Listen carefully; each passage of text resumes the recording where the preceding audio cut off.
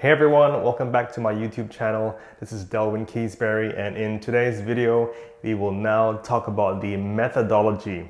If you are watching this, you would know that we are doing a video series on how to create better social media content for your audience and how to tell better stories through social media.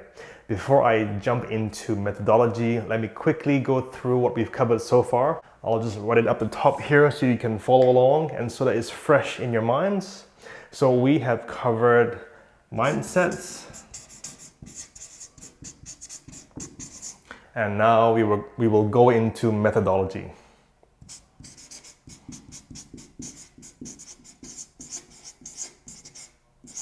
Methodology. I think I spelled that right. On the mindsets, I encourage you to write up a list and then to think about how you can then provide value to your audience based on your list. In the last video, we also spoke about focus.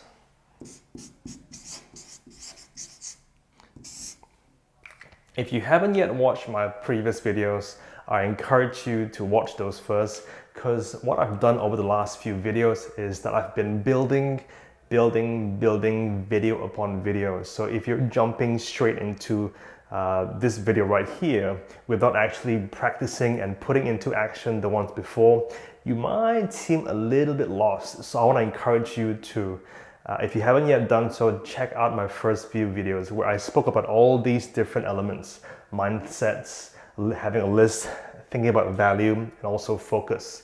So today we will talk about methodology. This is a big topic, but how I'd like to break this down is to go through a brainstorming session with you.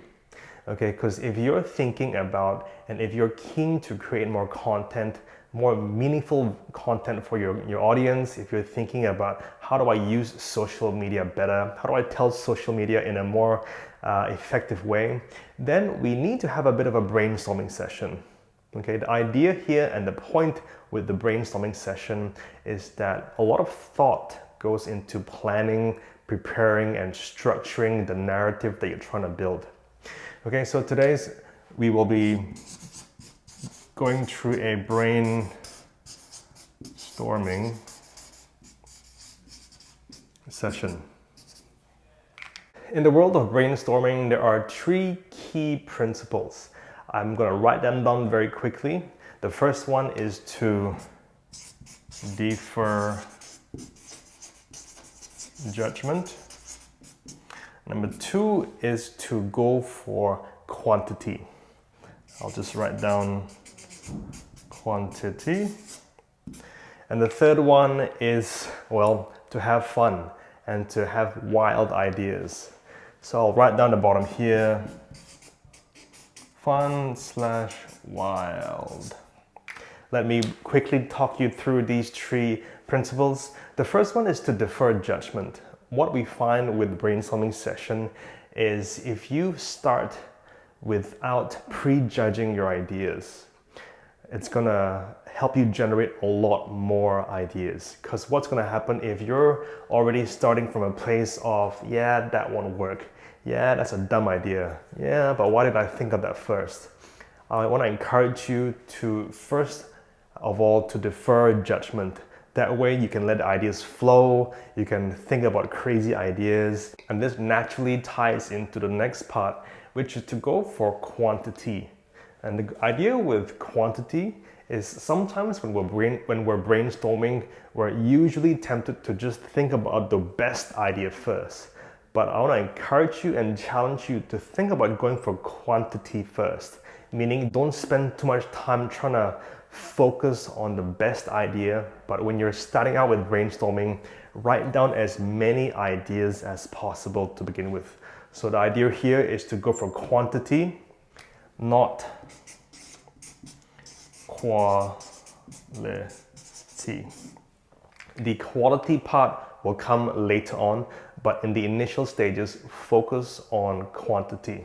And then last but not least, to have fun and to really go wild with your ideas. All right, so these are the 3 principles I'd like you to think about as we now shift our focus to a brainstorming session. Okay, folks, for the brainstorming portion of this exercise, you will need a whole bunch of post-it notes, okay? Just for illustrative purposes, I've got pink ones. If you don't yet have any post-it notes, just go down to your local stationery shop and just grab a whole bunch.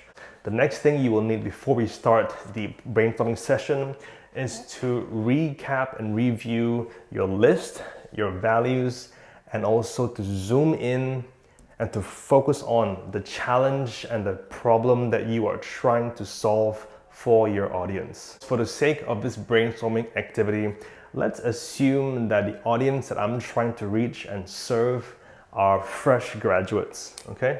I'm gonna write the word down, fresh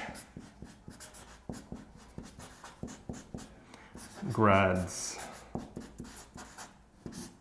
Okay, so we know that this is the audience that we're brainstorming for. Now let's begin the brainstorming session. If we're focused on fresh graduates, what problems, what challenges, what issues do fresh graduates face? And what solutions can you offer these fresh graduates? I've just written down 1, 2, 3, 4, 5, 6, 7 different areas which fresh grads might be thinking about as they enter into the job seeking market. Okay, so let me just talk you through them, and then after that I will walk you through what to do next. So I've written down interview skills. Okay, so if you are a fresh graduate, chances are very high that you will need to learn about having good interview skills for your very first, second, third, fourth, fifth interview. Next one is resume, or how to write a resume, or how to write a CV. The next one is how to begin job seeking. Next one is how to write a cover letter. The next one is how to have confidence, or how to build and grow your confidence. The next one is body language. How important is body language when you meet your potential employers? And the last one I wrote as well is attire, meaning what do you wear for interviews? So these are just some general ideas I came up with in relation to fresh graduates. What we do now is use these as your starting point, but pick one and then go deeper, okay? Because a lot more ideas can be generated when we go deeper into the different sections. I'm going to select resume writing, or how to write a CV, and then from there I will focus even further just on ideas about what fresh graduates should be aware about when they are writing their CVs. Okay folks, I have just finished generating a few additional ideas in relation to resume writing. Let me just quickly talk you through them. I've written down internships, education, referees, experiences, volunteering, font, format, and layout. But the idea is that once you have the core category of ideas, you can then go deeper. Pick a category and go deeper. In this example, I've chosen one and I've focused my attention on brainstorming for ideas in relation, in relation to that particular subcategory. Okay folks, that's it for today's video. This is where the practice part comes in, okay? I've shown you how to start the brainstorming process. I've selected an imaginary audience for us to practice. In this case, they were fresh graduates. I have then brainstormed 7 rough categories, and these post-it notes are flying around. I have then selected one subcategory and gone deep into brainstorming for ideas just on that one category. Okay, so that's it for today's video. We will leave it there for now. In terms of your homework, I'd like you to practice this brainstorming session. I'll add some notes into the description portion of this video just to kind of talk and walk you through how to begin a brainstorming session. But this is part of the methodology in terms of how to create better content for your audience and how to tell better stories through social media. Until the next video, I wish you well. I wish you every success. Take care, God bless, and remember to back yourself.